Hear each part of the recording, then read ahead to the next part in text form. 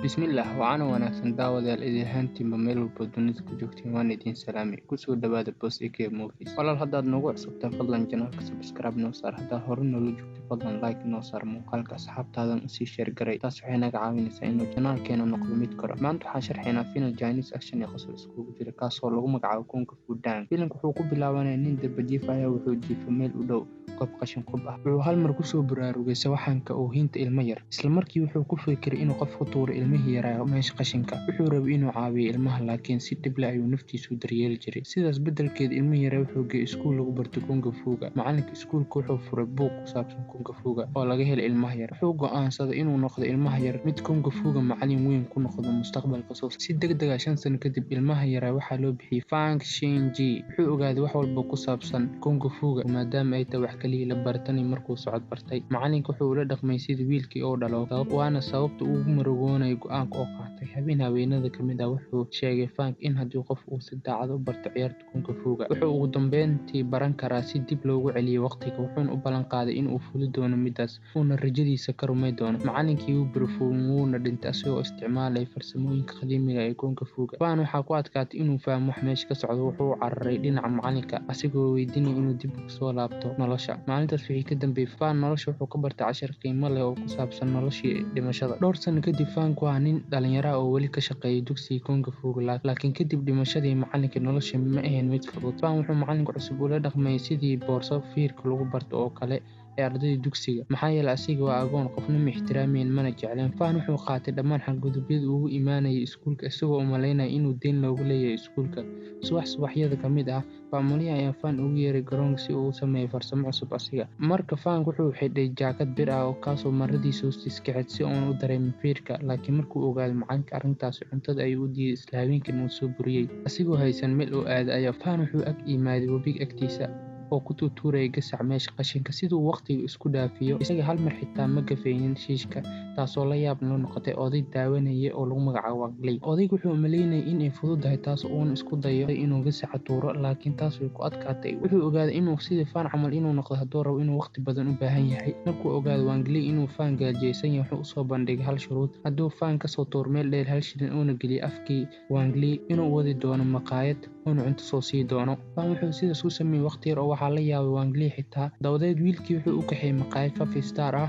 isla markii waxaa soo baxday Wang Lei gabadhiisa oo ka shaqeysa jikada oonu awood leh in cunto labadooda siiso waxayna ku raaxaysteen cuntada ay cunayeen qaybta dambe ee maqaayadda kadib labadooda waxay aadeen baarka khamriga ee lagu ciyaaro waxayna ciyaarayeen ciyaarta loo yaqaano Dartes Baa mar walba wuxuu tooganay mid kasta oo tuuro taasoo ka dhigaysa milkiilaha inuu maleynayay inay wax qiyaameynayeen maamulihii baarka khamriga walaalhu wuxuu isku dayay inay banaanka ugu saaro baarka asigoo aan ogeyn Fang inuu yahay mid sunka madow lagu soo tababar si loogu dagaaltamo dagaal ayaa halkaas ka dhacay si fudud ayuu u adkaaday dhammaan raggii walaalhu dhammaadkii dagaalka baarka khamriga wuu burburay si uu ugu argusto khasaarihii ku yimid baarka milkiilihii naadiga Wang wuxuu ogaaday in wax walba ku saabsan Fang wuxuuna aaday dugsiga Kung Fu-ga lacag badan ayuu siiyey maamulihii oo meeshii oo dhan wuu ka tagay kadib Fang waxaa la hor keenay qof walba waxaana la weydiiyay in ay garaacaan sababtoo ay mar dambe kama amar qaadan doono maamulihii wuxuuna qaatay wax walba ka soo gaaray dagaalkii xitaa intaas kadib waxaa laga saaray dugsigii isla fiidkii Fang wuxuu ula kulmay Wang Lei mar kale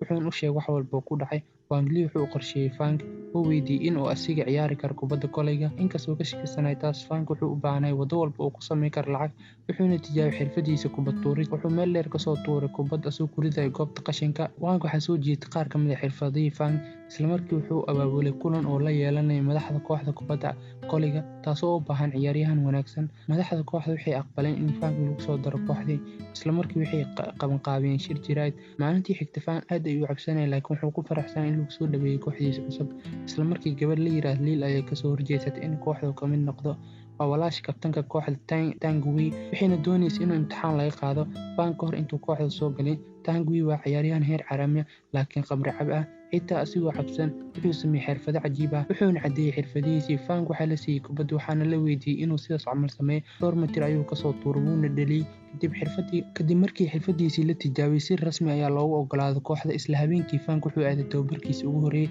laakiin wuxuu dareemayay inuu qofna ku faraxsanayn tababarka. Kadib wuxuu helay Tank oo baabuurkiisa ku dhex cabaya khamri. Frank wuxuu u qaatay kabtanka inuu xanaaqsan yahay, wuxuuna weydiiyey inuu kabtanka garaaco siduu xanaaqa iskaga baabi'iyo. Wuxuu maleynayay inay tahay halka waddo ee ku macquulsan oo ku iloobi kara xanaaqa, sababtoo ah maamulihii hore ayaa sidaas oo kale u sameyn jiray Tank. Si kastaba ha ahaatee, fikirka uu qabay Frank ma ahayn mid macquul ah. Labadoodu waqti dheer ayay wada qaateen, waxay ogaadeen labadoodu inay waxyaabo badan iskaga mid yihiin. Tank wuxuu imaaday tababarka subaxdii waqti hore, taasina waa wax uusan caadiyan samayn jirin. La hadalkii Frank shalay waxay dib u soo nooleysiisay xamaasaddii iyo hamigii uu qabay guusha. Ayaan aaminsanayn in walaalkeedu sameynayo arrintan. Kadib waxaan hore u sheegnay inuu ciyaaryahanka ugu fiicnaa kooxda yahay.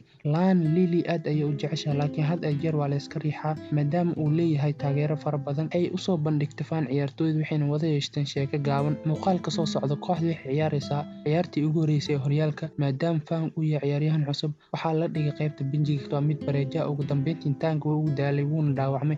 Lee wuxuu ku adkaystay in Frank uu bedel ku keenay ciyaarta, isagoo daqiiqadii u dambeysay ciyaarta Frank wuu ciyaaray, laakiin qof walba muu maleynaynin sida uu noqonayo. Wuxuu soo bandhigay qaab ciyaareed ugu xumay. Kooxdu waxay qarab ku saarneyd in laga badiyo asiga dartiisa ilaa uu ka dhaliyay guusha ugu dambeyntii ciyaarta. Laakiin Frank waxaa loo diiwaangeliyay inuu u baahan yahay tababar adag si uu la mid noqdo ciyaartooyda kale. Laga bilaabo maalintaas wuxuu tababar la qaadanayay ciyaartooyda kale. Wuxuu bilaabay silsilad inuu isku xiro habeenkii uu baabuurka la ordo sidoo u yeesho adkeysi badan. Lily had iyo jeer way caawi jirtay Fan intii lagu dhex jiray tababarka, wayna taageeri jirtay. Si tartiib ayuu Frank wuxuu bilaabay inuu jeclaado Lily. Muddo saacado badan ayuu banaanka u taagnaa, wuxuu soo diyaariyay sawirro qosol leh, wuxuuna ku bixiyay dadaal fara badan si uu soo jiito iyada. Kadib hal bil oo tababar ah, Fan wuxuu aaday Tank asigoo doonaya inuu barto si loogu gambiyo ciyaartooyda kasoo horjeeda. Si kastaba ha ahaatee, Tank wuxuu qabaa marka hore inuu barto socodka, kadibna uu bilaabo orod. Habeenkii markii la gaaray oon qofna joogin garoonka, Frank wuxuu rabay inuu baroobay xirfadiisa, laakiin nafsi ahaantiisa ayuu isdhaawacay. Maalintii xigtay wareegii 8aad ee horyaalka ciyaarta ka hor, kabtanka kooxda kasoo horjeeda ayaa wuxuu ku cayay Frank inuu agoon yahay. Ciyaartii ayaa bilaabatay, isla markii badan dhalinayay ama caawinayay Frank. Wax walba si fiican ayay ku socdeen, laakiin wuxuu rabay inuu isku dayo gool inuu dhaliyo asigoo gambinaya, balse taas beddelkeedii wuxuu isku dhuftay birta goosha wuuna isdhaawacay. Si kastaba ha ahaatee, kooxdu way badisay dhammaan tartamadii soo socda, way guuleysatay kooxdii. Wuxuu noqday ciyaaryahan heer caalami ah kaasoo laga hadal hayo magaalada uu degan yahay. Habeenada ka mid ah, kooxdu waxay aadeen club si ay ugu soo damaashaadaan. Fan markuu kaligiis nin ka socday kooxda kubadda kolayga oo la yiraahdo Lille ayaa ku soo dhawaaday. Sida laga soo xiganayo, Frank wuxuu u sheegay in waqtiga iska dhumin uu ku soo biiray kooxdiisa. Wuxuu yiri Fan inuu ku soo biiray kooxda jaamacadda Dabdamiska. Kadib markii uu soo bandhigay kaarka kooxda Lille, wuxuu aaday si uu la kulmo ninkuu ka amar qaadanayay, kaasoo ah Wang. Waxaa soo baxday in Lille uu ahaan jiray saaxiibka ugu fiican Tank iyo ciyaartooyda kale, laakiin wuxuu qiyaamay kooxda maalin ka hor finaalkii uu ku soo biiray jaamacadda Fireball University Wang dartiisa. Tani waa sababta kooxda ugu guul dareysatay tartankii ugu dambeeyay, taasoo Tank ka dhigtay mid khamri cab ah. Jaamacadda Fireball waxay caan ku tahay ciyaartooyda wanaagsan inay ka qaadato jaamacadaha kale, taasi waa sababta si qaas ah u rabaan Frank.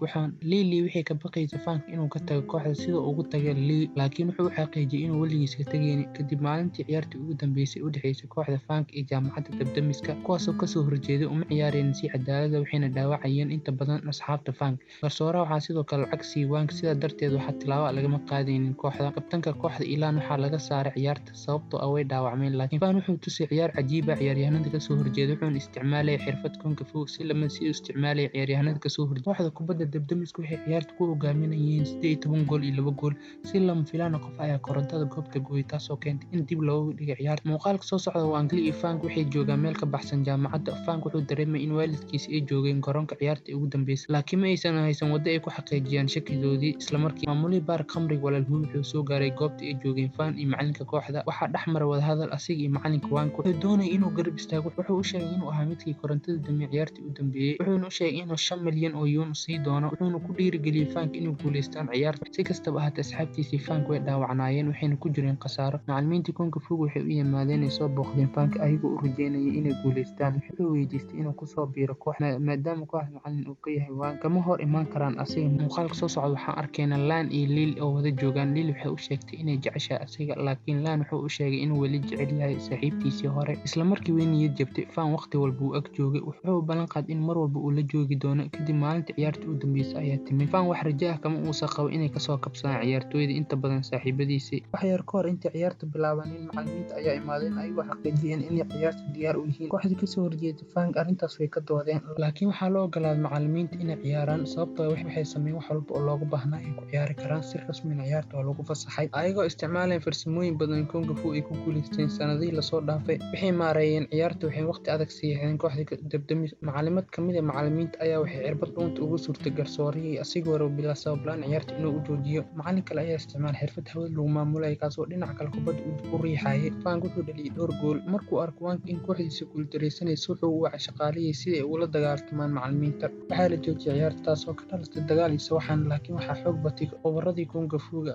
Markii dib u bilaabatay xoogaa kadib, Lan iyo dadkii dhaawacmay ciyaartii ugu dambeysay ayaa dib ugu soo laabtay. Lee arrintaas aad ayay ugu yaabisay. Lan wuxuu ku jawaabay kung fu ma mid kaliya wax difaaca balse waxna wuu daaweeyaa. Kooxda Fan kaliya hal gool ayay ugu jirtaa inay guuleysato tartanka. Si fiican ayuu kubadda ugu tuuray dhowrka ilbiriqsi ee ugu dambeeyay, laakiin garsoorihii musuqmaasuq ayaa joojiyay gooshii. Waa qiyaamo cad, laakiin wuxuu ku andacoonayay inay arrintaas saxan tahay.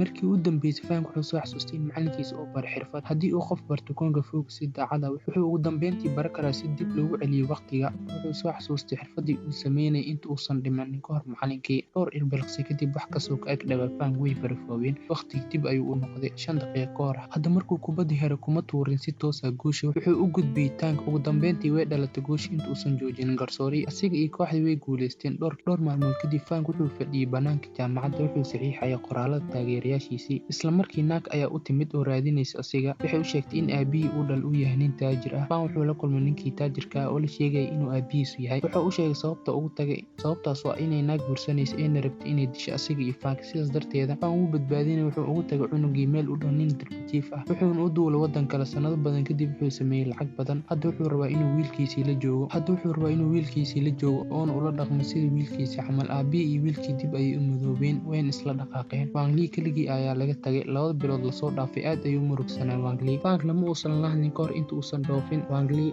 wuxuu aaday maqaayadii inantiisa ka shaqaynaysay. Weli wuu niyad jabsan yahay asiga. Isla markii Frank ayaa soo muuqday, wuxuuna ugu dhawaaqay Wang Lee. Wuxuu u sheegay inuu aabihiis oo waayay arag yahay oona qof la mid ah weligiis arkin. Filimku wuxuu ku dhamaanaya markay go'aansadeen labadooda si wadajir ah inay u shaqeeyaan ayna lacag badan shaqaystaan. Fadlan janaalka subscribe saaro si aad u hesho muuqaalo noocan oo kale. Gambaleelkana furo, like noo saar si aad u caawiso janaalka. Waad ku mahadsantahay daawashadaada.